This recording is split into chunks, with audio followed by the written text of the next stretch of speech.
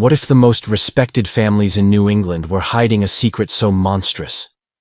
It makes the Salem witch trials look merciful. In the autumn chill of 1848, as iron hammers rang against ancient brick and timber, workers tearing down the long-abandoned St. Mary's Academy for Young Ladies in Salem, Massachusetts, stumbled upon a discovery that would echo like a curse through American history.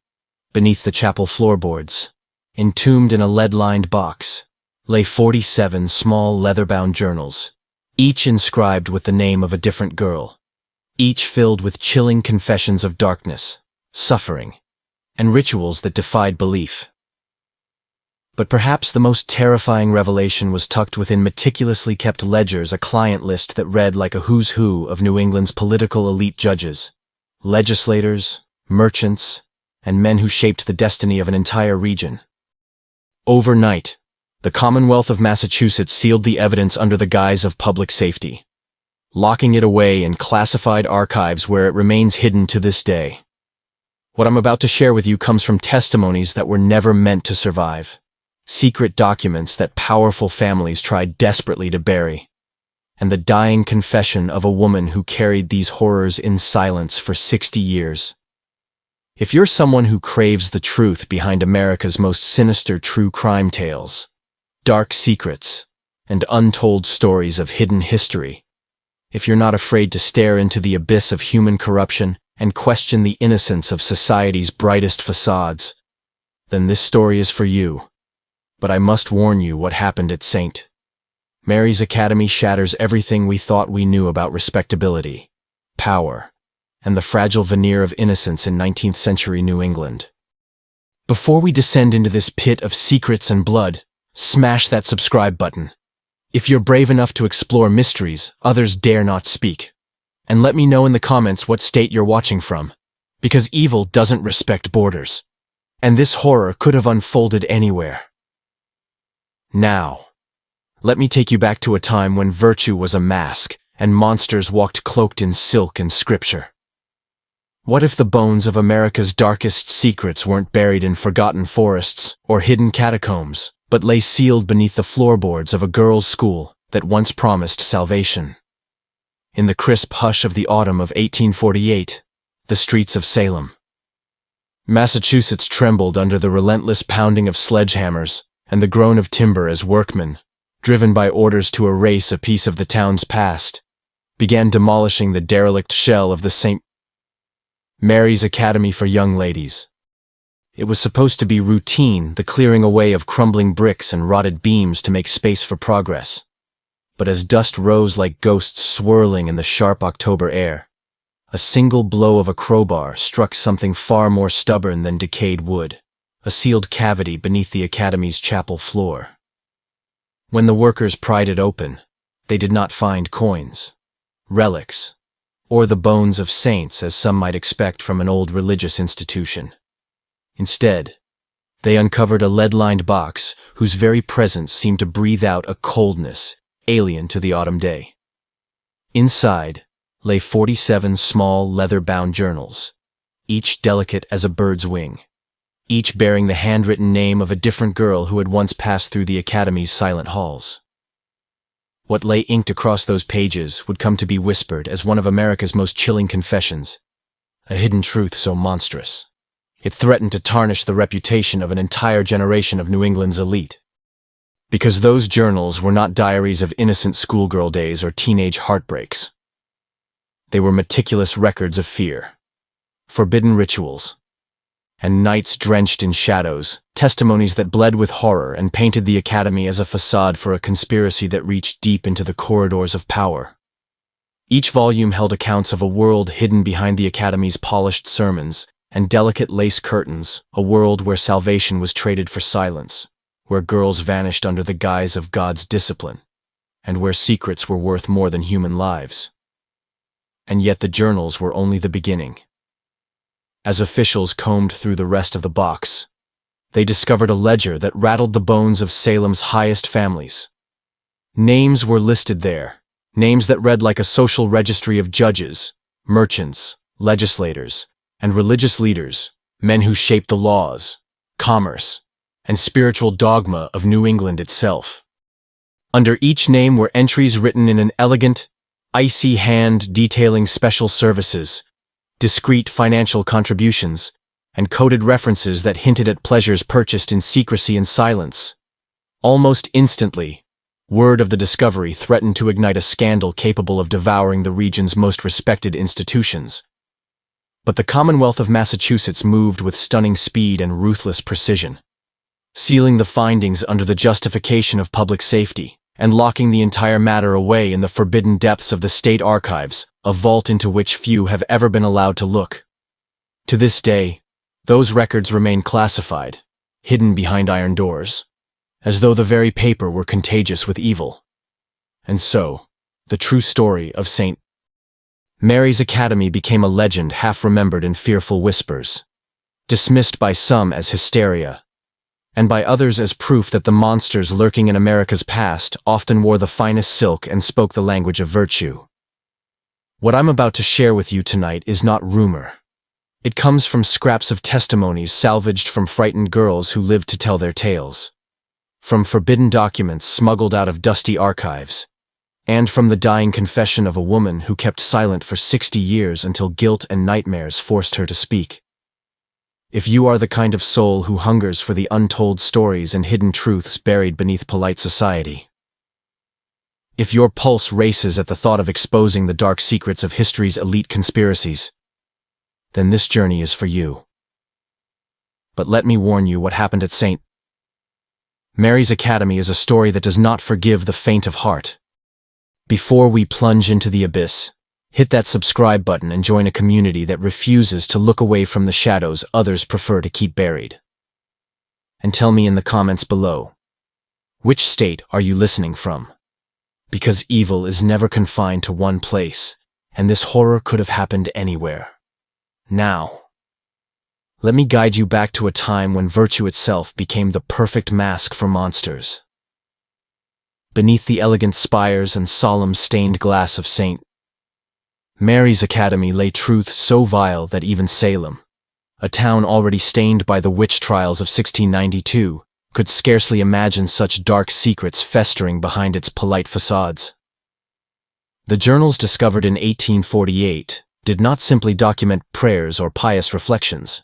They contained meticulously recorded testimonies of nights when the chapel's flickering candles cast monstrous shadows on the walls. Shadows that moved in ways no saint or angel ever should.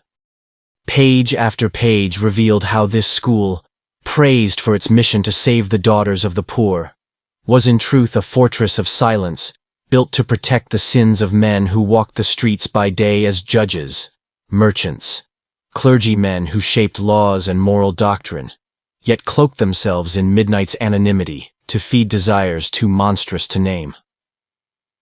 The writing was painfully precise. Each girl described how she arrived at St. Mary's full of hope, how she believed she'd found sanctuary from the cold world beyond its walls, only to discover that the academy itself was the predator, and she, merely its prey. And it was not simply terror. It was ritualized terror, orchestrated with religious pageantry, blurring the line between devotion and degradation. These rituals were not whispered rumors, but rituals executed under the gaze of stained glass saints, sanctified by prayer, and punctuated by the hollow echo of locked doors. For some girls, the poison came slowly, a tea that left them dizzy and compliant. Voices speaking Latin prayers they couldn't understand. The soft rustle of silken robes moving behind them in the dark. For others, the violation was immediate. A physical assault cloaked in the language of salvation. God's discipline, one journal said. Tastes of blood and burning oil. The records were clinical in their detail, as though the academy were less a place of education than a laboratory for refining obedience and breaking human souls. The ledgers found alongside the journals confirmed the worst of it. In columns as neat as a banker's accounts were entries matching each girl's initials to services rendered, coded references to evenings of special instruction, and cold notations of transition to final phase. and beside each name sums of money so large they could purchase entire ships, entire streets of houses, entire lives. Here was proof that salvation had a price, and innocence was currency. These were not isolated acts of cruelty. They were part of a systematic enterprise, a machine that devoured the bodies and spirits of young women, all to satisfy appetites hidden beneath velvet waistcoats and silver watch chains. And the most chilling punchline of all is this: the very men who thundered sermons about virtue and morality were the same who slipped through the academy's side door under the cover of darkness, leaving behind silence, secrets, and bleeding innocence. This is the side of American history that polite society has tried to bury. Yet the past has a cruel way of clawing its way back to daylight, and in the story of St. Mary's Academy, the whispers refuse to die.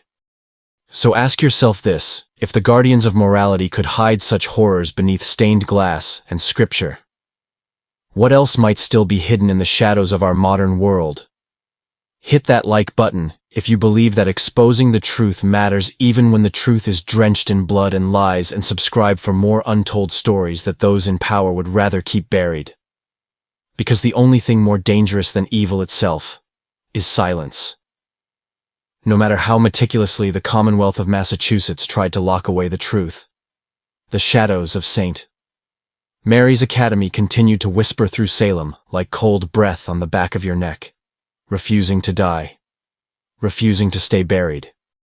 In the decades following the Academy's demolition, townspeople would sometimes speak in hushed voices of the strange box found beneath the chapel floorboards, of the pages written by trembling hands that chronicled nights filled with forbidden rituals, cloaked figures, and the scent of incense masking far darker intentions. The official explanation, of course, was that these were the ravings of traumatized girls, their words dismissed as hysteria or the delirium of youthful imaginations. But not everyone was willing to believe that. Because even as brick and timber were hauled away to erase the Academy's physical presence, a stain remained, an invisible brand on Salem's conscience that no sermon or public decree could fully wash away. Some said that in the still hours just before dawn, a person standing on the empty lot where St. Mary's once rose could almost hear faint music drifting through the fog, a woman's voice, pure and mournful, singing hymns that seemed to hover between salvation and lamentation, as if the walls of the chapel still remembered what they had witnessed. For those who'd glimpsed pieces of the original documents before they were seized and hidden in the vaults of the state archives, the details were impossible to forget. The journals described how the Academy's respectable facade concealed corridors of horror, how sermons by day became rituals by night, and how the line between salvation and exploitation was not merely blurred, but deliberately obliterated. The Academy promised spiritual refinement, but what it delivered was a systematic method of breaking girls down until they no longer knew where faith ended and terror began. "We were taught that our pain was holy," wrote one girl, "that God required our suffering to cleanse us. But I think now that the only God they worshipped was the hunger behind their eyes." Those words cut sharper than any blade, a punchline echoing through history, leaving a question that still haunts the curious and the brave. What happens when the very institutions meant to protect the innocent become the predators? Even more chilling was the ledger, written in Victoria Fairfax's elegant, meticulous hand, where clients were recorded not by their full names, but by initials and titles, men who sat in judgment from court benches, who wrote laws, who preached morality from pulpits. Their transactions were noted like routine business deals, as though purchasing the soul and flesh of a young girl was no more consequential than buying spices from a merchant ship. And the sums recorded were staggering, enough to fund entire voyages to distant lands or to build new churches whose stained glass would glitter with the illusion of sanctity. These were the men who claimed to guard the moral fabric of society. Yet behind closed doors, they tore that fabric to bloody ribbons. This was the paradox that gnawed at Salem's conscience. The same voices, thundering sermons on virtue, were the voices whispering orders in darkened rooms. And the most insidious part was how perfectly these horrors were hidden, wrapped in scripture, justified by doctrine, and sealed behind smiles that convinced the world that the Academy was a holy refuge. It's a truth that still burns with relevance in our modern age of scandals and cover-ups. Evil does not always arrive cloaked in shadows. Sometimes, it smiles politely and offers you salvation. So tell me this. If monsters could wear robes and speak of God in 1811 who wears their masks today, hit that subscribe button if you're ready to keep digging into the untold stories and forbidden truths that history tried to bury. Because silence is the perfect soil where monsters grow. Salem, Massachusetts. In 1811 was a town draped in contradictions, a place haunted by the ashes of the witch trials, yet determined to rise as a beacon of moral virtue and enlightened progress. Its leaders dreamed of cleansing the stain of the past with new symbols of respectability and piety, eager to prove that the darkness which once devoured the innocent had finally been exorcised. Into this delicate dance of reputation and ambition arrived Victoria Fairfax, a widow whose presence carried the gravity of an empress and the charm of a born preacher. With steel-gray eyes that seemed to pierce through both flesh and soul, she swept into Salem accompanied by whispers of elegance, learning, and Christian devotion. The town's elite practically fell at her feet, enthralled by her vision to create an academy where young women, especially orphans and the impoverished, could be saved from ignorance and sin through education and moral instruction. But as history would later reveal, St. Mary's Academy was not simply a school. It was a stage carefully constructed to conceal the performance of monstrous secrets. Victoria chose as the Academy's home an imposing Georgian mansion perched high on Beacon Hill. A mansion that carried its own brand of whispered legends. Built in 1787 by merchant Samuel Hartwell, who made his fortune in the China trade, the house had stood abandoned since his death, its darkened windows staring blankly at Salem Harbor like the hollow sockets of a skull. Locals claimed the place was cursed, that 3 separate families had fled from its halls in terror, driven out by strange noises and an invisible pressure that made the very air feel heavy as iron chains. But Victoria Fairfax was unfazed by talk of curses. She purchased the mansion for a fraction of its worth and began renovations that transformed it into a place of solemn beauty. Stained glass windows depicting noble female saints gleamed like jewels in the morning sun. The dining hall could seat 50.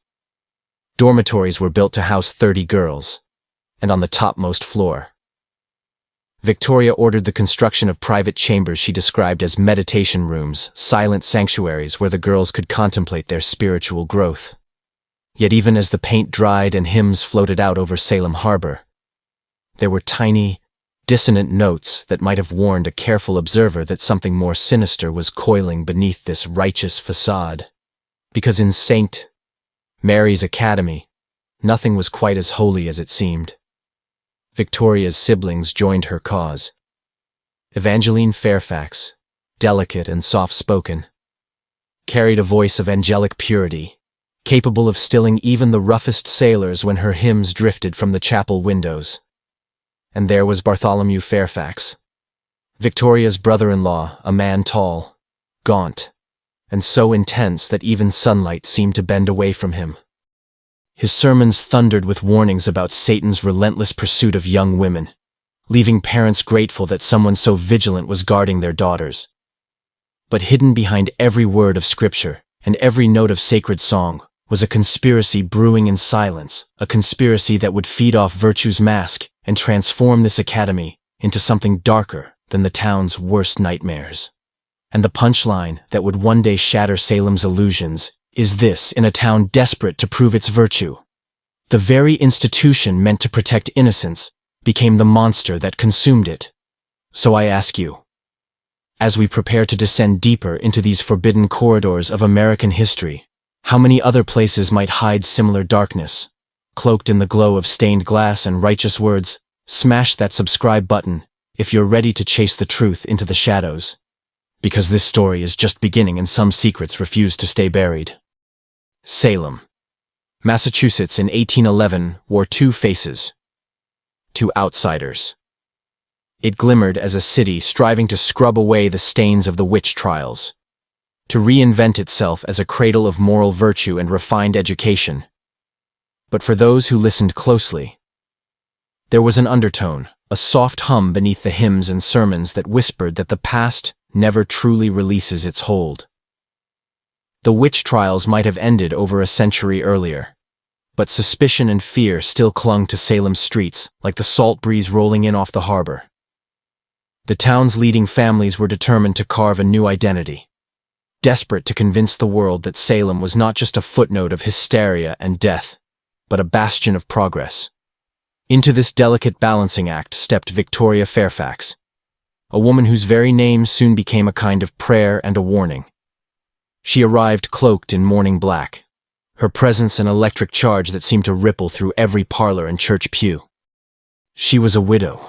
Yes, but a widow armed with a fortune large enough to buy respect and a vision potent enough to reshape society's foundations. Victoria was not simply a woman. She was a force, a perfect storm of intellect, elegance, and chilling resolve. Her eyes, a piercing steel gray, seemed to see straight through the polished masks people wore, as though she were weighing the worth of every soul in her presence. Salem's elite saw in her an answer to prayer, a chance to finally bury the shadows of 1692 beneath the marble floors of progress. When Victoria announced her intention to establish St. Mary's Academy for Young Ladies, the town's Congregationalist leaders embraced the idea with almost religious fervor. Here was a school, they believed, that would transform the daughters of both the privileged and the impoverished into paragons of Christian virtue, intellect, and social grace.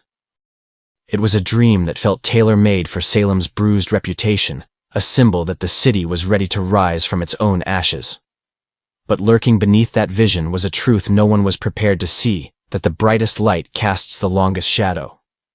Victoria promised to take in orphaned and destitute girls, to house them, clothe them, and instruct them not only in reading, writing, and arithmetic, but in French, music, needlework, and most crucially, moral instruction rooted in Protestant values. The offer was almost too perfect a charity, so noble that few dared question its motives. And therein lay the seed of Salem's undoing. Because when an offer sounds too perfect, it often is. They believed her because she spoke like Scripture, one account would later reveal. But Scripture can be twisted into a blade. The building Victoria selected for her academy seemed chosen with almost poetic precision. A 3-story Georgian mansion looming over Salem Harbor, abandoned since the death of merchant Samuel Hartwell. Locals whispered it was cursed. Families who tried to live there fled within months, citing inexplicable sounds and an atmosphere that pressed down on their chests like unseen hands. But Victoria Fairfax was undeterred. She purchased the mansion for a fraction of its value and ordered renovations that turned it into a palace of stained glass and silence. And so Salem held its breath, convinced it was watching the birth of a new era of virtue. Yet beneath every hymn sung in the Academy's chapel, a deeper note of darkness vibrated, a warning that no one wanted to hear.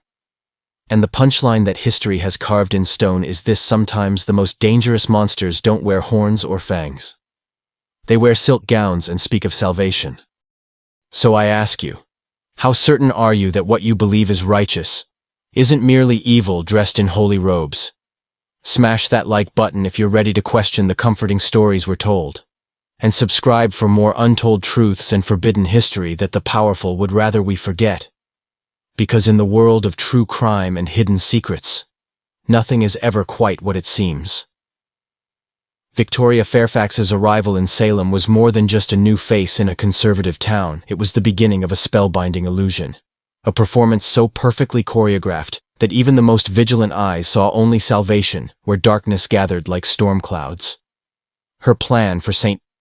Mary's Academy captivated the town's elite because it offered something they craved more than virtue.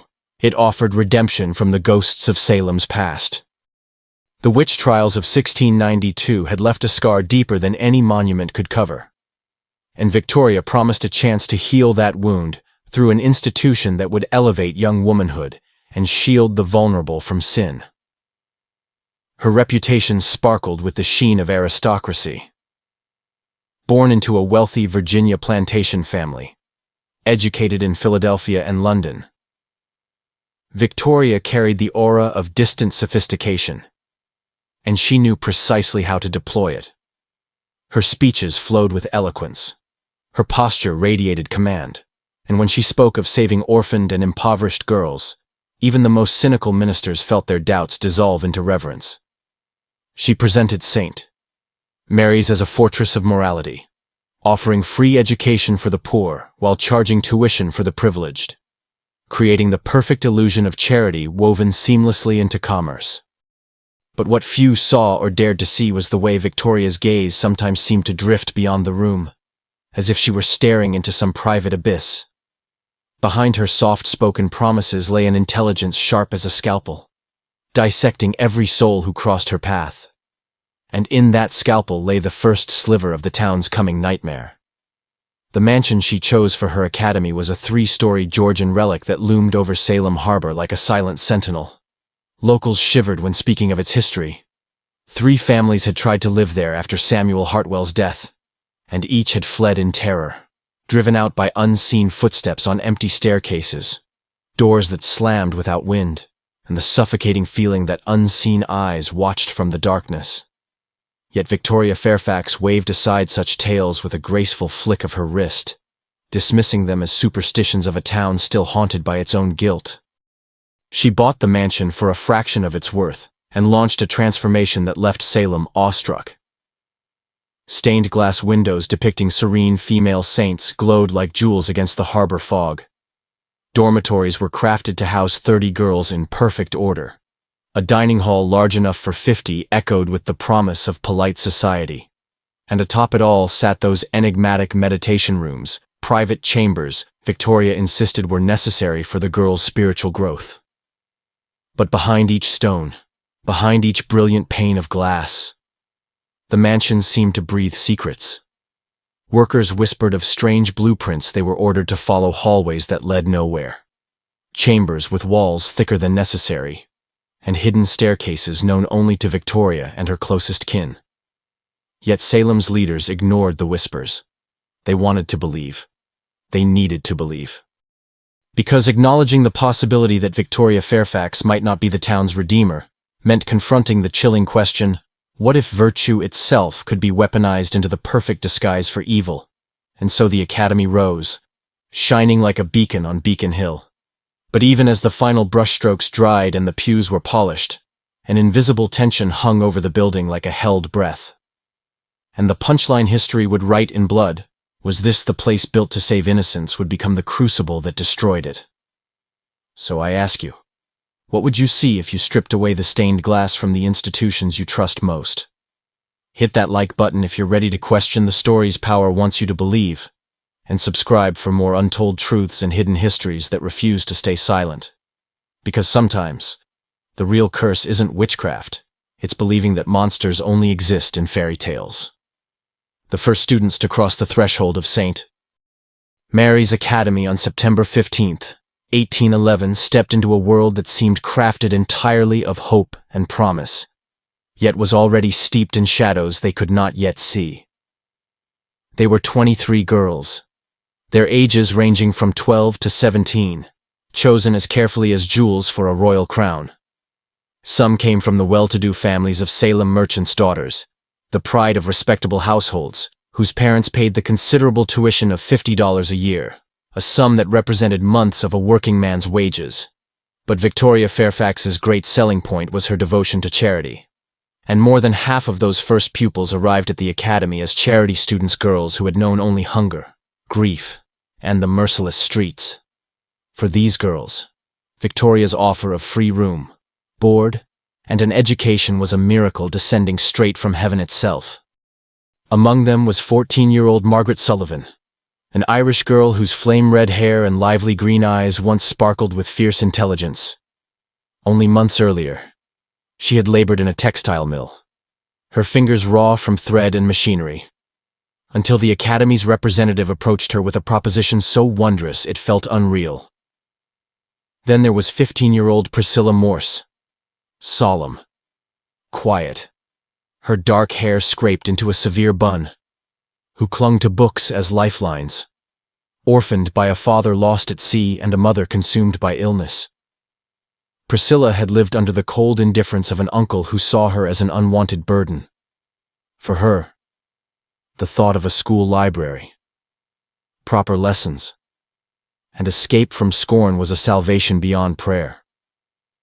But perhaps the saddest was 13-year-old Hannah Whitmore, whose father languished in prison for theft, and whose mother had vanished into the night, leaving behind only a note stained with tears. Hannah had been surviving in the Salem poorhouse when Victoria Fairfax herself arrived to offer a place at St. Mary's, a bed of her own, regular meals, and the chance to learn to read. In each of these girls, Victoria saw not merely students, but raw material blank slates on which she would inscribe a future only she could define. When they entered the Academy's gates, the girls gazed upon stained glass, glowing like jewels in sunlight, smelled polished wood and lavender oil, and felt as though they had stepped into a cathedral of learning and virtue. But beneath the gleam, something more calculating moved. Victoria Fairfax's charity was not mere benevolence. It was a perfect veil, a disguise designed to attract girls whose vulnerability made them ideal subjects for her hidden purposes. Because girls without families, without money, without defenders, are easier to silence. The paying students, meanwhile, added legitimacy, a perfect social camouflage. And the community, desperate for proof that Salem was reborn as a place of righteousness, saw only what it wanted to see. No one questioned why so many renovations included private chambers on the third floor. No one wondered why certain wings of the Academy were always locked. Because Victoria Fairfax had built something far more dangerous than just a school. She had built trust, and trust is the sharpest weapon in any predator's arsenal. The girls of St. Mary's stepped into their dormitories with hearts full of gratitude, believing they had been saved. But history's cruelest punchline is this: sometimes salvation is just the mask evil wears before it devours you. So ask yourself this question: how many miracles in your own life might be built on secrets no one dares expose?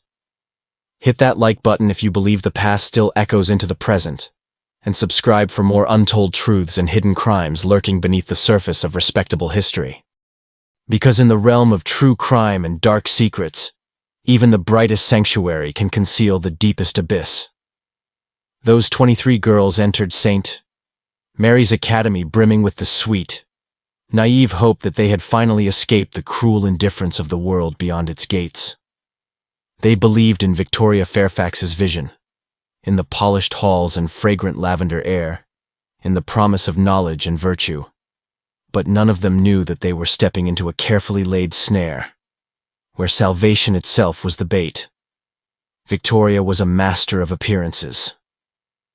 To the townspeople, she was a woman of faith and culture, a benefactor whose devotion to the welfare of young women was praised in church sermons and dinner parties alike. Yet for all her sermons about purity and virtue, there was an unspoken rule at St. Mary's: questions were not welcome, and in that silence, darkness took root. As autumn deepened and the Academy settled into its routines, subtle changes began to creep into daily life. Margaret, the lively Irish girl, learned quickly that curiosity was dangerous. When she asked why certain hallways were locked, Victoria's steel-gray eyes turned as cold as winter seas, and the punishment came swiftly: hours of scrubbing floors until her fingers bled, or silent isolation in the meditation rooms on the third floor. And Margaret wasn't alone. Priscilla Morse, the quiet girl whose entire soul longed for books, was scolded for reading anything beyond her assigned religious texts. Hannah Whitmore, frail and pale, was ordered to memorize long passages of scripture as penance for asking why certain girls disappeared from meals without explanation. Beneath the surface of hymns and recitations, A new reality emerged at St. Mary's Academy. Obedience was survival. Independence, however small, was crushed under the weight of discipline and whispered threats. Victoria spoke often about moral refinement, but her methods were closer to psychological warfare. Every lesson was infused with reminders that the girls owed her everything, that their rescue from poverty and shame demanded perfect submission in return. And still, no one outside those walls suspected a thing.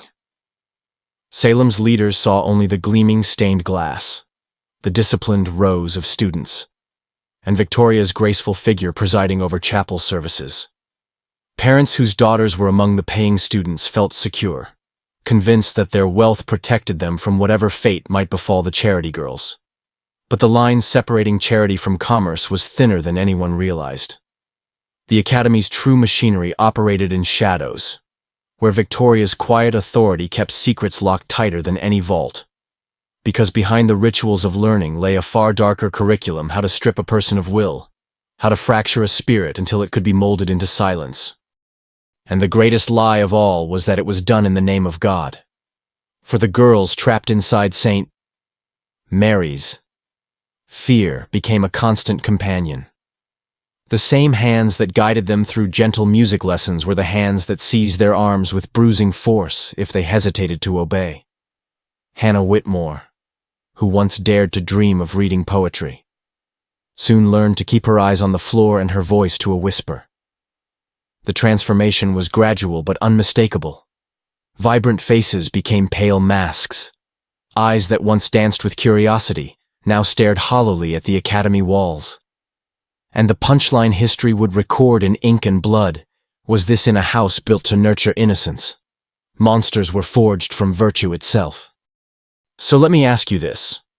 When you look at the pillars of your own community, the leaders praised for their virtue and generosity, how sure are you that their kindness doesn't hide something far more sinister? Hit that like button if you believe that the past still pulses beneath our modern world, and subscribe for more untold stories and forbidden truths waiting to erupt from history's silent vaults. Because in the realm of true crime and dark secrets, trust is often the deadliest weapon of all. The first hint that something was terribly wrong inside St. Mary's Academy didn't erupt in dramatic screams or public scandal. It came in whispers, in the shifting glances of girls who once walked proudly but now moved like shadows. Mrs.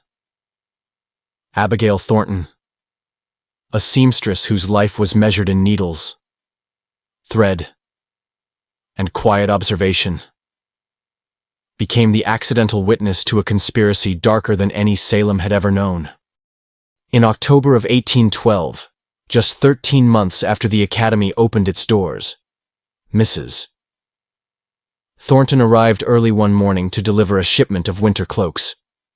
What she saw turned her blood to ice. Several well-dressed gentlemen, men whose names were spoken with reverence in Salem's drawing rooms and church pews, were leaving the Academy's side entrance, the very door that led directly to those private meditation chambers on the 3rd floor. They moved like men with something to hide, heads lowered, hat brims pulled low, slipping into waiting carriages that rolled away without a trace. It wasn't simply their presence that alarmed her. It was the careful choreography of secrecy, the way they avoided even looking at one another as they vanished into the dawn. Because when men of power hide their faces, you know something monstrous is unfolding. Over the weeks that followed, Mrs. Thornton's unease grew into silent dread. She noticed the pattern: these visitors always arrived after dark, always used the side entrance, and always departed before sunrise. Sometimes only 1 or 2 carriages appeared. On other nights, she counted as many as 6. The carriages were unmarked but unmistakably luxurious, the kind owned by men whose decisions shaped laws, commerce, and souls. Yet it wasn't just the mysterious visitors that haunted Mrs. Thornton's thoughts. It was the change in the girls themselves. The lively faces she'd glimpsed through stained glass windows began to fade. Once, the charity students had chattered excitedly about lessons, eager to show off their embroidered samplers or recite French verses. Now they moved silently, eyes vacant, as though their spirits had been siphoned away. Margaret Sullivan, once fiery and quick-tongued, seemed to shrink inside herself. Her vivid red hair hung dull and limp, framing cheeks that had grown hollow and pale. When their eyes met across a courtyard one winter day, there was something desperate flickering in Margaret's gaze, a silent cry for help that no one could answer. But the true measure of Mrs. Thornton's growing horror was not merely the girls' silence. It was the evidence written on their flesh. Bruises bloomed like purple flowers beneath sleeves hastily tugged down. Hands bore cuts too deep for simple needlework accidents. The girls moved as if each breath cost them strength they no longer possessed. Yet when Mrs. Thornton dared to ask polite questions, Victoria Fairfax's explanations flowed as smooth as silk. The girls were simply exhausted, she insisted, adjusting to the rigors of moral discipline and academic study. Young ladies from such unfortunate backgrounds, Victoria would say, her voice glacial yet sweet, often struggle with the transition to a refined life. But beneath those words, Mrs. Thornton felt the chill of a much darker truth, because she, too, had grown up poor. She knew the look of hunger. She knew the look of sorrow. But this was the look of girls drowning in fear. And the punchline history would carve into stone was this: in a place built to rescue the vulnerable, monsters operated with holy smiles and hidden ledgers. So let me ask you, when you pass by the proud facades of your own city, the schools, the churches, the charities, are you certain you're not staring at a mask? Smash that like button if you believe that secrets can rot even the holiest places, and subscribe for more forbidden truths and untold crimes clawing their way out of history's silence. Because sometimes, the walls built to keep evil out are the very walls that keep it in. It was in the bitter winter of 1812 that the invisible cage around St. Mary's Academy began to tighten, transforming a house of supposed salvation into a labyrinth of silent terror. The academy continued to hum with its carefully scripted routine sermons, hymns, lessons, but beneath the surface, the atmosphere grew so charged that even a breath felt dangerous. Girls learned quickly that the walls had ears, and that questions were the fastest route to punishment or disappearance. Mrs. Thornton, still compelled by growing dread, kept her eyes sharp during deliveries. She watched as the same mysterious visitors came and went through the academy's side entrance under cover of darkness, their footsteps echoing in the frost, carriages gliding away into blackness. But what she couldn't see was the true machinery grinding within those stone walls. Inside the academy, a subtle terror reigned, one that needed no chains, because it thrived on fear. Margaret Sullivan, once so spirited, became the perfect symbol of that terror. Once, she'd been the girl whose laughter filled the hallways, whose curiosity was a spark even darkness couldn't dim. Now she moved through her days like a ghost, eyes vacant, lips pressed into a silent line. She and the other girls learned the terrible lesson that at St. Mary's, showing emotion was dangerous, because every word, every glance, every flicker of doubt could be used against you. Margaret noticed patterns no child should ever have to observe. Certain girls, especially those without family connections, were singled out for special instruction on the third floor. They'd vanish after dinner, ushered upstairs by Victoria or Bartholomew Fairfax, only to return hours later in a state between waking and oblivion. Their limbs seemed heavy, their voices slurred, and their eyes held a haunted vacancy that was more chilling than any scream. The academy's carefully cultivated image was still pristine. Salem's clergy continued to praise Victoria Fairfax's mission. Politicians spoke glowingly of St. Mary's as proof of the town's moral rebirth. Parents of the paying students remained convinced their daughters were safe, protected by the academy's rigid discipline. But the reality was this: within those walls, fear itself had become a curriculum. Disobedient girls found themselves scrubbing floors with harsh lye until their skin blistered. Others were locked alone in meditation rooms, where darkness and silence pressed in until time dissolved, and the only sound was their own ragged breathing. And while all this unfolded, Victoria's voice remained soft and benevolent, speaking of salvation and sacrifice. She told the girls that pain was purification, that obedience was the highest form of love. And in that twisted logic lay the most perfect trap of all, convincing the victims that their suffering was holy. Margaret's mind, though battered, remained sharp. She saw the bruises beneath sleeves, the way some girls flinched from gentle touches, the terrified glances exchanged when Victoria's name was spoken. And in stolen moments, whispers passed between trembling lips, fragments of memories that made no sense, candles flickering in dark rooms, chants in foreign tongues, velvet-robed figures encircling girls dressed in white. Yet no one dared speak openly. Because in St. Mary's Academy, trust itself was poisoned. The girls were trapped, not just behind physical walls, but inside an invisible prison where doubt was deadly and silence was the only shield they possessed. And the cruelest punchline of all is this: sometimes the bars of the cage are built from your own belief in salvation. So tell me this: how certain are you that the places you trust most aren't hiding horrors behind polite smiles and polished wood? Hit that like button if you believe that truth deserves to see daylight, and subscribe for more forbidden histories and untold crimes that refuse to stay buried. Because in the realm of true crime and dark secrets, the most terrifying prison is the one you never see. By the bitter spring of 1813, the transformation of St. Mary's Academy was complete, not just in bricks and stained glass, but in the souls of the girls who had once believed it would save them. The entire building seemed to pulse with a silence so heavy it threatened to crush the breath out of anyone who lingered too long in its hallways. Days passed in a relentless schedule of prayers, lessons, and endless moral instruction.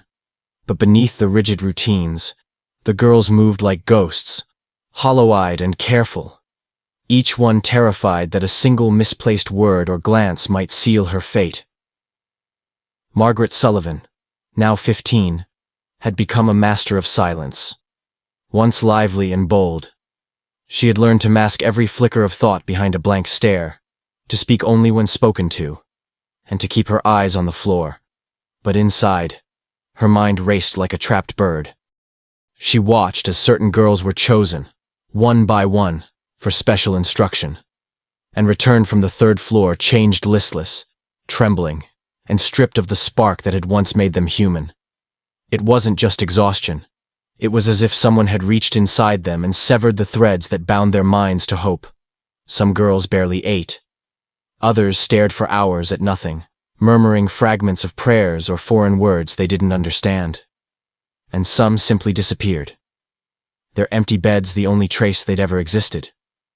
The academy offered explanations for each absence: illness, sudden calls from distant relatives, emotional fragility, but none of the stories held weight against the chill that seeped into every corner of the dormitories. Margaret began noticing more disturbing patterns. On nights when carriages arrived at the side entrance, the third floor was ablaze with candlelight long past midnight. She'd catch glimpses of shadows moving behind drawn curtains, tall figures in dark robes, girls in white gowns, and flickers of gestures that looked like ritual, not education. And still, the sermons continued.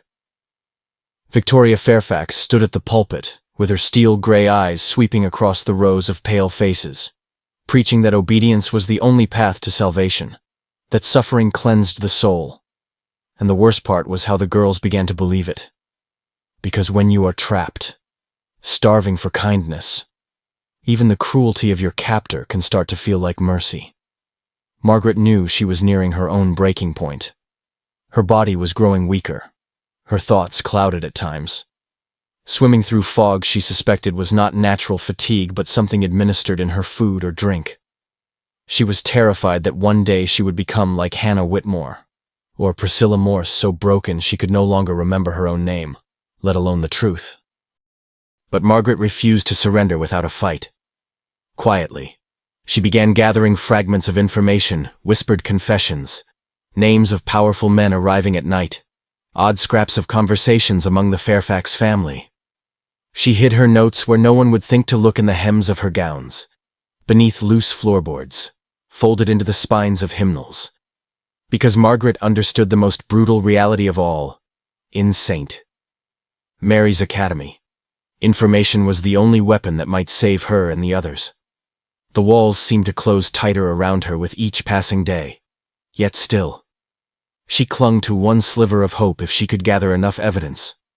Perhaps someone outside would listen. Perhaps the world would finally see that the most monstrous evil can hide behind stained glass and the language of salvation. And the punchline that history would remember with horror is this: sometime, the institution built to protect the innocent becomes the perfect machine to consume them. So I ask you, how much of what you believe is truth? And how much is the story your captors want you to accept? Smash that like button if you're ready to follow Margaret's trail into the darkest corners of history. And subscribe for more forbidden truths and untold crimes clawing their way out of silence. Because in the realm of true crime and hidden secrets, the fight for truth is always a fight for survival. For months, Margaret Sullivan had watched the Academy's shadows deepen, gathering secrets like storm clouds before a violent squall. But nothing could have prepared her for the truth she finally uncovered. It came to her in the damp November of 1813 during a night so drenched in wind and rain that it seemed as if the heavens themselves were trying to wash away the sins festering behind St. Mary's stained glass. Constance Hartwell, the young instructor newly arrived from Boston, had begun to suspect that the girl's blank stares and trembling hands weren't merely the result of harsh discipline. She, too, felt the Academy's air pressing down like an invisible weight, each polite smile from Victoria Fairfax carrying an undercurrent of menace. It was Constance who dared to speak first, pulling Margaret aside after a mathematics lesson, her voice trembling as she whispered, "Something is happening here, Margaret. And I think it's worse than either of us dares to imagine." Together, they began to trade secrets, piecing together fragments of conversations, patterns of mysterious nighttime visitors, and the unmistakable signs of drugged minds. What emerged was a revelation so monstrous it threatened to annihilate every pillar of trust on which their world was built. Margaret explained how the girls selected for special instruction were taken to the third floor, how they were forced to drink a strange, bitter tea, after which their memories dissolved into fog. Some woke wearing white gowns that resembled burial shrouds. Others remembered flickering candles, chanting in languages none could identify, and circles of men in expensive suits watching with hungry eyes. These were not mere religious rituals.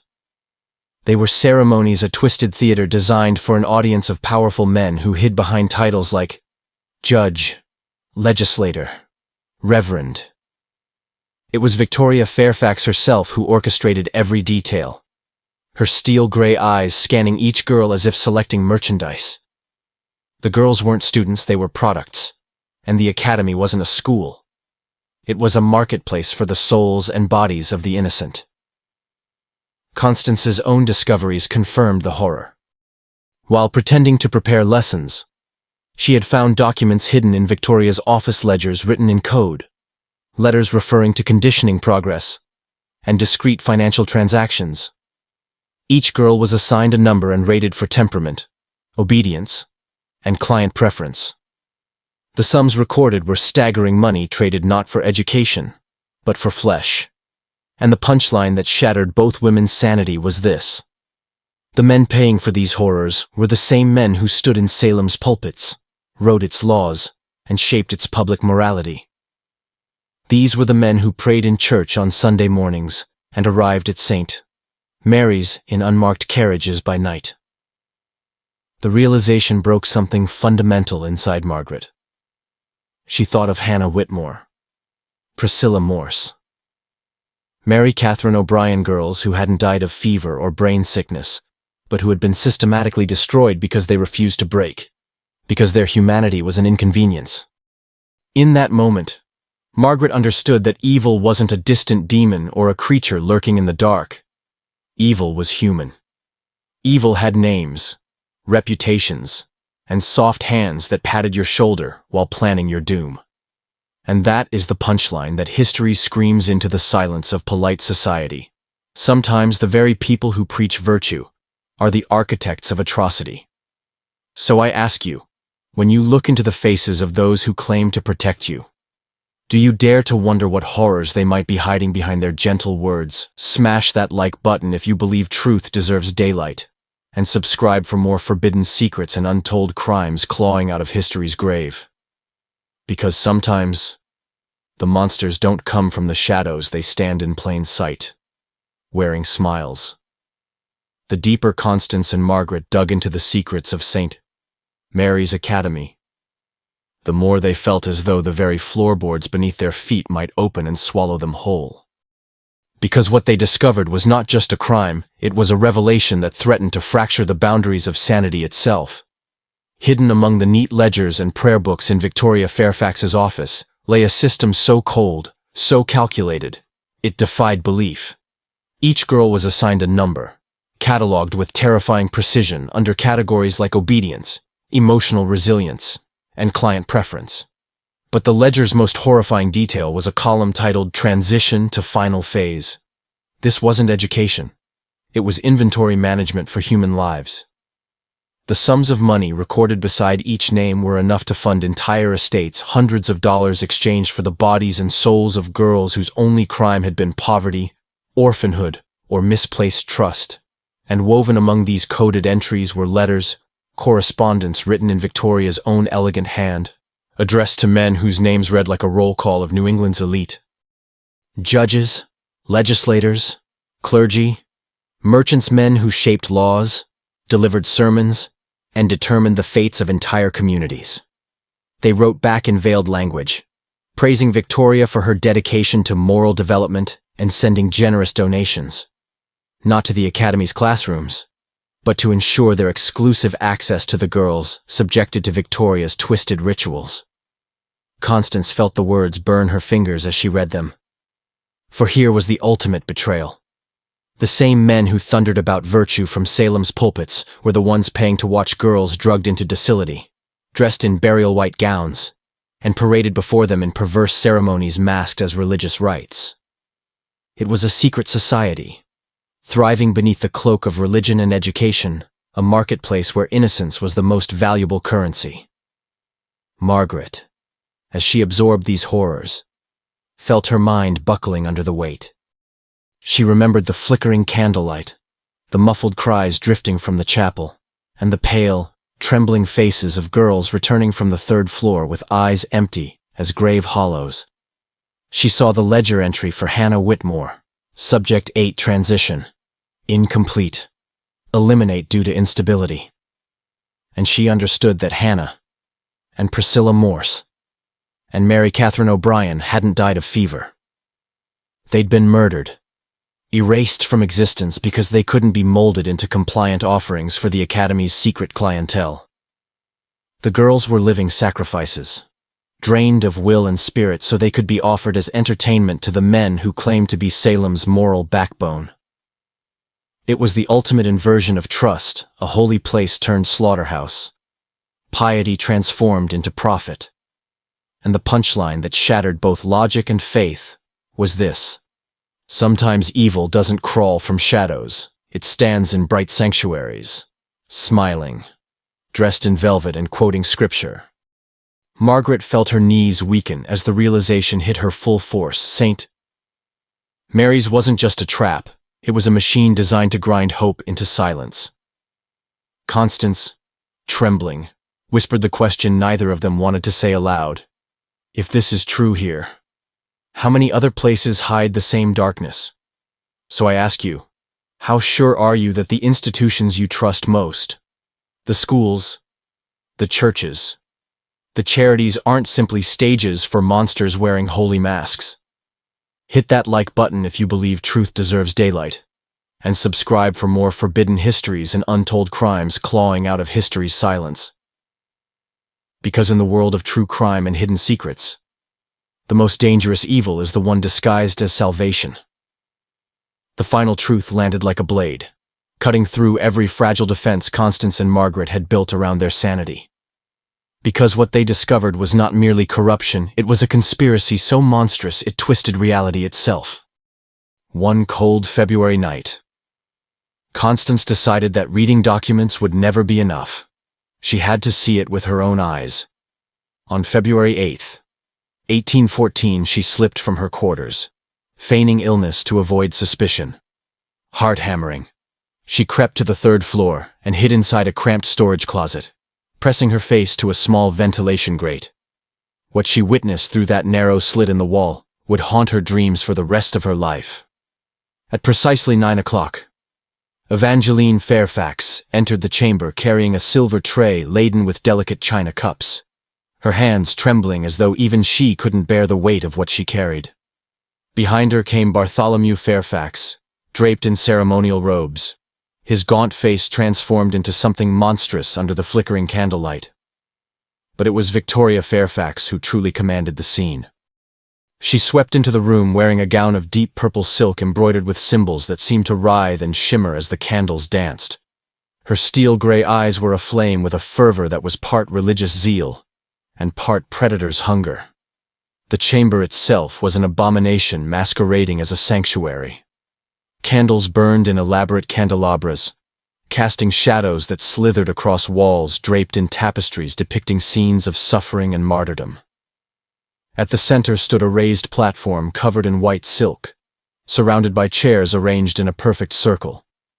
And then came the girls, 6 of them, including Margaret Sullivan. Each wore a flowing white gown, their movements strangely mechanical. Their eyes were half-lidded, as though swimming in a chemical fog. Margaret fought to remain conscious, trying to anchor herself in reality, while her mind threatened to dissolve into fragments. But what Constance saw next shattered every illusion she'd ever held about righteousness, virtue, or human decency. Through the side entrance filed 6 men, each impeccably dressed, bearing the aura of wealth and influence. Constance recognized several instantly: a prominent Salem merchant, a Boston state legislator, and a judge whose reputation for moral rectitude was known throughout New England. These were the very men the townsfolk trusted to lead them, protect them, and define right from wrong. Yet here they were, stepping into the Academy's secret heart to become participants in unspeakable ritual. What unfolded was a ceremony so calculated, so precise, that its cold efficiency was almost worse than raw violence. The girls were given the drugged tea. They were ordered to recite prayers in languages none of them understood, while Victoria circled them like a conductor orchestrating a symphony of degradation. The men watched, some silent, some whispering instructions. Bartholomew chanted verses twisted from Holy Scripture, transforming faith into a bludgeon used to shatter resistance, and Evangeline's pure soprano voice soared above it all, weaving a haunting hymn into the scene as though trying to bury the horror beneath celestial music.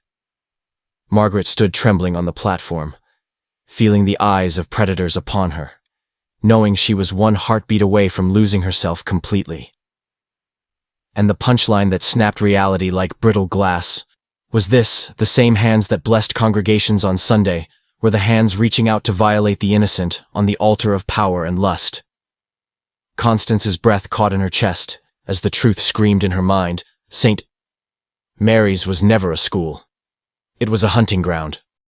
So I ask you, in the faces of those who claim to guard morality, how can you ever know whose mask will slip to reveal the monster beneath? Smash that like button if you believe that secrets this vile must be dragged into daylight.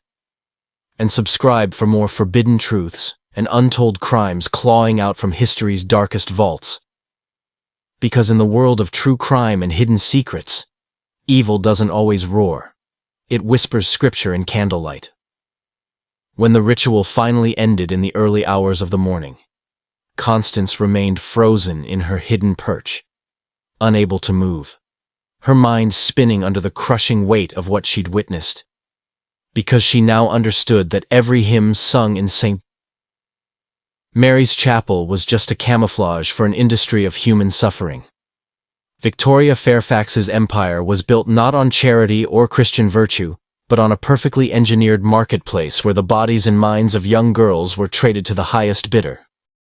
As the wealthy clients disappeared silently back through the side entrance, Victoria gave precise instructions for the girls to be escorted back to their dormitories. Margaret Sullivan, still in her white gown, stumbled forward with vacant eyes, her spirit flickering like a candle struggling against the wind. Yet Constance could see something else lurking behind Margaret's exhaustion, a spark of defiance that refused to be extinguished. No matter how many drugs Victoria poured down her throat. When the chamber finally emptied, Constance climbed down from her hiding place, every muscle trembling, her breath coming in shallow gasps. She understood that the academy wasn't simply a brothel hidden behind stained glass. It was a machine designed to obliterate free will. Victoria and Bartholomew weren't merely criminals.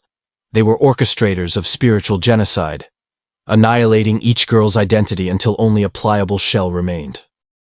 And the true horror was that the academy's clients weren't monsters lurking in dark alleys. They were the same men who sat on church vestries, who wrote laws, who dined in elegant parlors while praising virtue. Margaret's words echoed in Constance's mind. They're not just killing us, Miss Hartwell. They're destroying who we are until we're too broken to fight. And the ledgers proved it. Each girl's conditioning was tracked like a business metric: how many doses of laudanum she required, how often she resisted, and how much she could fetch once deemed compliant enough for final transition. Names were coded, but Constance recognized initials belonging to powerful men whose families were pillars of New England society. The entire conspiracy had been hiding in plain sight, shielded by stained glass, prayers, and the polite smiles of Salem's upper crust. And that was the punchline that shattered the last illusions of faith and logic. Sometimes the brightest symbols of morality conceal the deepest corruption. Constance realized that even if she escaped St. Mary's alive, exposing the truth would be an uphill battle against men with endless resources and reputations beyond reproach. Yet she knew they had no choice. To stay silent was to leave girls like Margaret and countless others to their doom. Because evil doesn't always howl from dark forests. Sometimes it kneels beside you in prayer. So let me ask you, how certain are you that the people you trust most aren't the very architects of nightmares hidden behind polite smiles and gentle words? Smash that like button if you believe that every secret deserves light, and subscribe for more forbidden truths and untold crimes clawing their way out from history's silent shadows. Because in the world of true crime and hidden conspiracies, the worst monsters are the ones who dare to call themselves saviors. Even after the constables stormed through the doors of St. Mary's Academy and dragged Victoria Fairfax and her conspirators away in shackles, the echo of what had happened there refused to fade. It clung to the brick walls like a stain that soap and water could never wash away. For the girls who survived, freedom was not salvation. It was simply the beginning of a different kind of torment. Margaret Sullivan, though hailed as a heroine, awoke for months afterward to the sound of phantom footsteps outside her door, her body trembling as if Victoria's cold fingers were still gripping her throat. Because trauma doesn't leave neatly when the chains fall off. It follows you into the daylight, whispering reminders of every unspeakable thing you witnessed. In Salem, the revelations tore through polite society like a blade through silk. Newspapers screamed headlines of dark secrets of the academy, and gossip swirled in drawing rooms and church pews. Names of judges, legislators, merchants, all once untouchable, were dragged into the public eye, exposed as patrons of a conspiracy built on flesh and blood. Yet even as crowds demanded justice, a deeper horror simmered beneath the surface: how close the academy had come to vanishing its crimes forever into the shadows. Because if Margaret and Constance hadn't risked everything, St. Mary's might have continued operating for decades, untouched and protected by the very men entrusted to defend virtue. The trials were sensational, packed courtrooms, breathless journalists, crowds pressed against windows. Victoria Fairfax, once a paragon of grace, now stood trembling in her prison dress, eyes still radiating an eerie authority even as she faced the noose. Bartholomew's fiery sermons turned into wild rants, trying to cloak himself in twisted theology.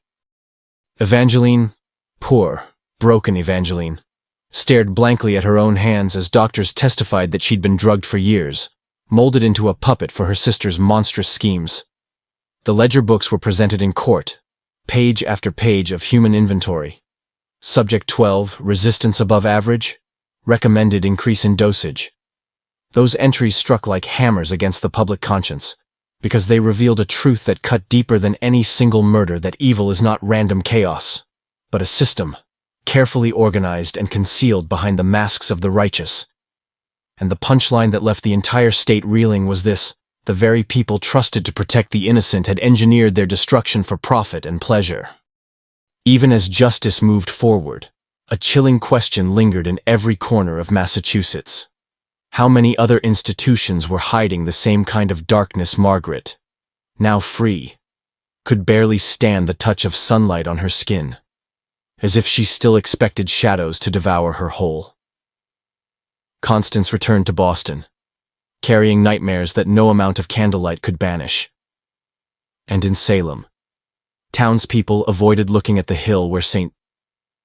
Mary's once stood, as though afraid the ground itself might speak its secrets. Because trauma doesn't die with the executioner's rope, it plants roots, grows branches, and blossoms into nightmares that reach across generations. So let me ask you, when you walk past an elegant building in your own city, a school, a church, a charitable home, do you ever wonder what secrets lie behind the walls? Hit that like button if you believe that some truths must never be buried, and subscribe for more forbidden histories and untold crimes clawing their way out of silence. Because in the world of true crime and hidden conspiracies, justice may come in the end, but the echoes of the past never stop screaming. In the months following the arrests, the entire Commonwealth of Massachusetts seemed to hold its breath, trapped between horror and disbelief. Because while Victoria Fairfax and her conspirators were led away in shackles, the stain they left behind refused to wash clean. The trial transcripts became the dark scripture of a town desperate to convince itself that monsters had been vanquished, but in quiet corners. People whispered doubts that gnawed at the edges of sanity. Newspapers across New England carried every shocking detail, splashing headlines like the dark secrets of Beacon Hill and saints or predators. But even the most lurid headlines failed to capture the intimate terror of the survivors. Margaret Sullivan, though held up as a symbol of courage, found that freedom brought its own cruel punishment. She would wake in the night gasping for breath, certain she heard the distant echoes of Evangeline's hymns or the shuffle of Bartholomew's robes brushing the chapel floor. Because the true horror was, this escape didn't end the nightmare, it simply changed its shape. For the citizens of Salem, the revelations ripped away the comforting illusion that evil was a distant force, reserved for witches and demons of the past. Now they knew it wore human faces. It spoke in polite tones and shook their hands in church. And it had operated unchecked under the very roof they'd praised as a symbol of salvation. The ledger books, each page heavy with coded entries of human lives, became holy relics of horror. Judges, politicians, clergy, all were implicated. Some were arrested. Others fled the state under cover of night. A few, protected by money and power, managed to bury their involvement behind layers of legal maneuvering. But the town could never unsee what lay beneath the velvet drapes of St. Mary's Academy. Constance Hartwell returned to Boston but carried with her a wound that no medicine could heal. In every classroom she entered, she scanned the faces of her students, searching for hidden fear, for shadows lurking in bright eyes. Because once you've seen what evil looks like in places meant for salvation, you can never look at stained glass the same way again. The academy building itself was demolished the following year, its bricks and timber sold off, as if erasing its walls could erase the memories they contained. Yet the vacant lot where it once stood became a place no one wished to linger. People crossed the street rather than walk past it, casting furtive glances as though the earth might open and spill forth the ghosts trapped beneath. Because trauma doesn't stay confined to the past. It seeps into the soil, the air, the stories that refuse to die. And the punchline that still echoes across centuries is this: sometimes the real crime is not just what monsters do, but how long good people pretend not to see it. So let me ask you, how certain are you that the institutions you trust most aren't harboring darkness behind their righteous walls? Hit that like button if you believe that truth must be dragged into the light, and subscribe for more forbidden truths and untold crimes clawing out of history's silence. Because in the world of true crime and hidden conspiracies, the past never truly lets go, it waits for the next chapter. Long after the hangman's rope ended the lives of Victoria and Bartholomew Fairfax, the true punishment lingered like poison in the hearts of those left behind. Because the real power of St. Mary's Academy's horrors wasn't just in the lives it took, but in the way it rewrote the definition of trust for an entire generation. Even as the Academy's bricks were hauled away and the land leveled into an empty lot, the townspeople of Salem could feel the weight of secrets pulsing beneath the earth like a second heartbeat. People whispered about the old Academy as if it were still alive, its ghosts stalking Beacon Hill in silent processions of white-gowned girls with vacant eyes. For Margaret Sullivan, the taste of freedom was bitter. Yes, she had survived, and yes, she was celebrated as the brave soul who helped expose the conspiracy. But every night, sleep came reluctantly, dragging her through corridors slick with candle wax and the soft rustle of ceremonial robes. She would wake trembling, certain she heard Evangeline's voice singing hymns that curled into prayers and then twisted into something monstrous. Because trauma doesn't clock out at sunrise, it drips into your waking hours, reminding you that once you've seen the face of evil, the world never looks innocent again. Salem tried to move on, to bury the scandal beneath new buildings and polite conversation, but every funeral bell that tolled seemed to echo with the memory of St. Mary's Chapel. Parents who had once admired Victoria Fairfax now clutched their daughters tighter, looking at every institution with new suspicion. Because the punchline that refused to fade was this: the very places meant to shield the vulnerable can become hunting grounds for predators cloaked in respectability.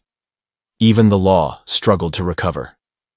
Judges and lawmakers who'd once shared brandy and polite conversation with Victoria Fairfax found themselves either publicly disgraced or quietly exiled. And the ledgers recovered from the Academy continued to glow like radioactive secrets, each line a testament to how deeply corruption had intertwined with power.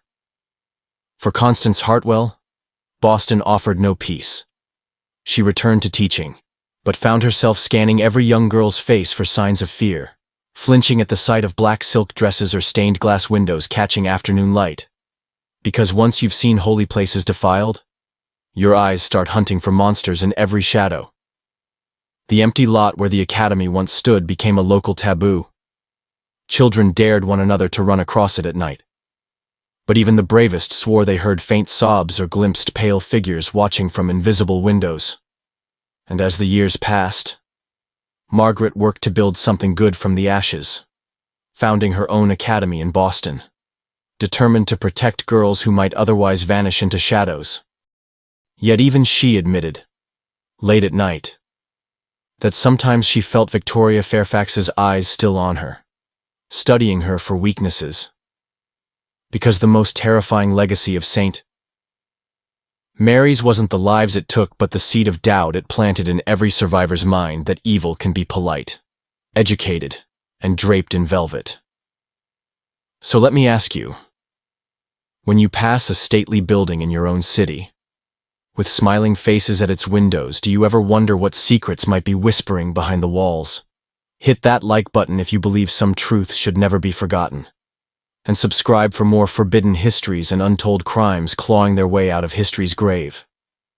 Because in the world of true crime and hidden conspiracies, the shadows never really leave, they simply wait for the next chapter. Time moved forward in Salem, but the shadow of St. Mary's Academy never truly receded. It simply slipped beneath the surface, waiting to seep through cracks in unsuspecting moments.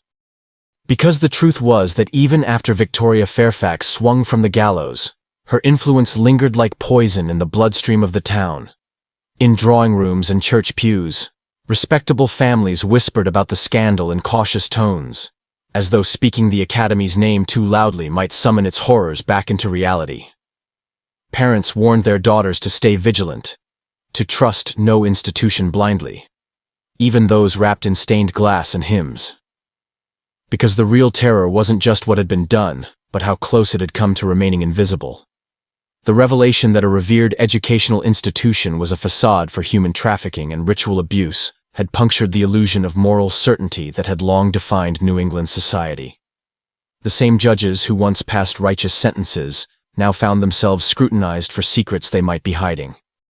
The same merchants who funded church renovations were now questioned about unexplained donations to Victoria's cause. Salem had become a town divided between those desperate to forget and those who would never sleep soundly again.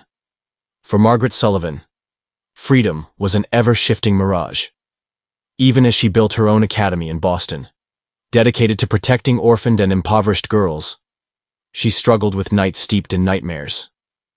She'd sit bolt upright in bed, heart pounding, convinced she heard the scrape of carriage wheels outside her window, or Victoria's steel-gray voice whispering promises of salvation that were really threats of ruin. Because trauma doesn't leave quietly. It lurks like a shape in the dark, waiting for silence to creep back in. Constance Hartwell, too, found herself transformed. The bright-eyed teacher who'd arrived at St. Mary's, eager to change lives, now regarded every institution with wary suspicion. In her new classrooms, she refused to allow secrets to fester. She demanded transparency, built bonds of trust, and yet always kept one eye open for shadows moving where they shouldn't. Because once you've witnessed evil masquerading as virtue, you learn that monsters rarely look like monsters at first glance, and Salem itself changed in subtle, permanent ways. The empty lot where the Academy once stood became a patch of land people avoided, as though it radiated an invisible toxin. Children made up stories of pale girls in white gowns roaming the grounds at night, searching for their stolen voices. Even the town's air felt different, as if carrying faint echoes of Evangeline's hymns, twisted into a dirge for all the lives lost behind those brick walls. And the punchline that continued to chill the marrow of every Salem resident was this: sometimes the very people sworn to protect innocence are the architects of its destruction. The newspapers eventually moved on, chasing newer scandals. But the wound in Salem's collective memory never fully closed. Because every time a new charity was founded, every time a preacher raised his voice in righteous fury, a seed of doubt remained. Could this, too, be a mask for something unspeakable? So let me ask you, how much of what you trust is truth, and how much is just the illusion crafted to keep you obedient and blind? Hit that like button if you believe some secrets must be torn into daylight, and subscribe for more forbidden truths and untold crimes clawing their way out of history's grave. Because in the realm of true crime and hidden conspiracies, the echoes never truly die, they simply wait for someone brave enough to listen. So now you know the true story of St. Mary's Academy, a tale of innocence sold in the shadows, of sacred walls masking monstrous appetites, and of powerful names who believed they'd never be exposed. It's a story that forces us to confront a question more chilling than any ghost or demon. What if the people we trust most, the preachers, the teachers, the protectors, are the very ones orchestrating the nightmare? Because the ultimate horror isn't just in what happens behind closed doors. It's in how easily the rest of us look away. But here's the truth. And it's the answer to the dread clawing at your chest right now. Knowledge is power. The more we drag secrets into the light, the harder it is for predators to hide. Margaret Sullivan's courage proved that even those deemed powerless can shatter empires of evil if they refuse to stay silent. And you, watching this video, are part of that same fight. So I'm challenging you, don't let this story end here. Drop a comment below. Tell me what you believe about how far darkness can reach behind respectable masks. Have you ever suspected an institution was hiding something? Your words might spark someone else's courage? Save this video to revisit the details and share it with someone who thinks history has nothing left to teach us. Because stories like this still echo today. In headlines we scroll past and whispers we ignore. And if you crave more forbidden truths and untold crimes clawing their way out of history's grave, smash that subscribe button and join our community of seekers who refuse to look away. Because in the end, the past is not dead, it's a warning. And the next time someone tells you that evil couldn't possibly exist behind stained glass and polite smiles, remember St. Mary's and dare to ask what might be hiding behind the masks.